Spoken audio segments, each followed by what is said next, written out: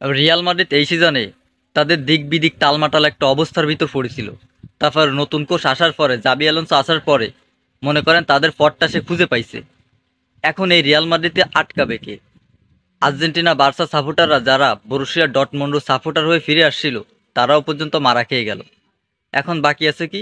সামনে আমাদের next target হচ্ছে পিএসজি, এবং সবাই সামনের ম্যাচে পিএসজিরা সাপোর্ট করবে। আর পিএসজি যে ফর্মে আছে, তারা 100% শিওর থাকবে যে পিএসজি ম্যাচ জিতবে।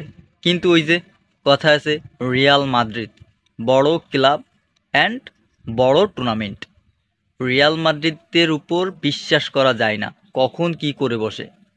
তারা তাদের কামব্যাকের গল্পটা হয়তো আপনারা সবাই জানেন। তাই রিয়াল মাদ্রিদ পিএসজিরে হারাইতে পারে, এইটা 60% আমি বিশ্বাস করি। আর 40% আমি বিশ্বাস করি যে পিএসজি রিয়াল মাদ্রিদে হারাইতে পারে। কারণ পিএসজির বর্তমানে যে পারফরমেন্স, এই পারফরমেন্সে পিএসজিরে ছুঁড়ে ফেলানো যায় না। যে কালকে 9 প্লেয়ার নিয়ে বায়ানের জালের পিএসজি গোল দিছে, মানে পিএসজি কালকে এত সুন্দর খেলিছে, তাইতে এখন অনেকে বিশ্বাস করবে যে রিয়াল মাদ্রিদে হয়তো বা পিএসজি 3-4টে গোল দেবে। কিন্তু ওই যে আর্জেন্টিনা বা বার্সা, আমি পায়েস্কো সাপোর্টারদের বলতে চাচ্ছি যে এটা মেসির ইন্টার মায়ামি না, এই যে অ্যাটলেটিকো মাদ্রিদ না, এটা ইন্টার মিলান না, যে 3 খান খাবে, 4 খান খাবে, 5 খান খাবে। ভাইরে, এটা Real Madrid, football of legend, club of the legend.